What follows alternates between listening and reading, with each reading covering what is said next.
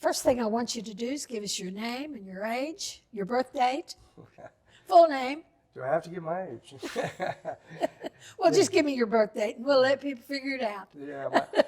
My name is Kirk David Faulkner, and nobody knows that really. I've always just gone by Dave Faulkner, which is kind of a family name. I'm 71 years old, born December 1st, 1951.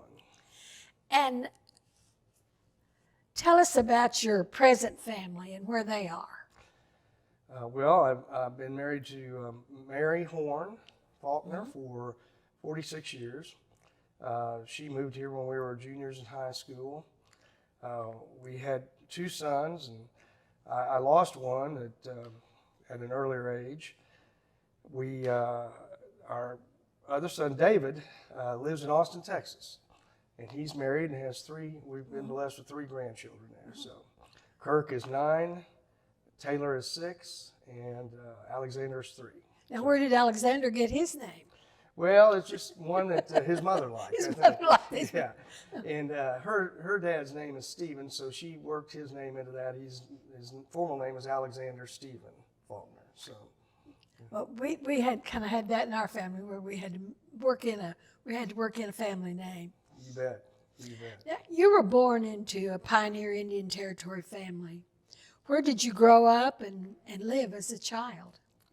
Well, I was born here at the Franklin Hospital here in Claremore, and grew up on East 10th Street. When my grandparents passed away, we had what we call kind of a family home out there.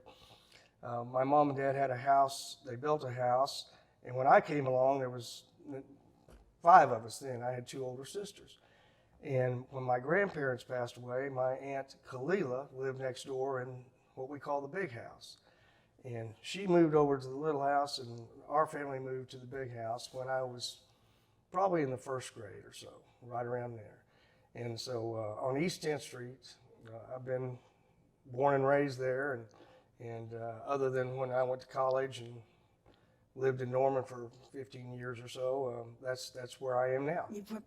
You continue to live on this family property. Is there anybody else in your family lives on it now? Well, my sister, when we moved back, we built a new home for my mom and dad, and after they passed away, my sister Jen Yes.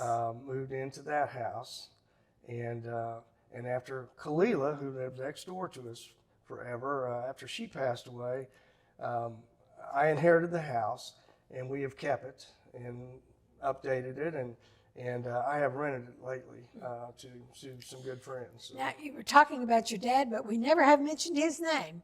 And that's a very prominent name, too, and one of my very good friends. Well,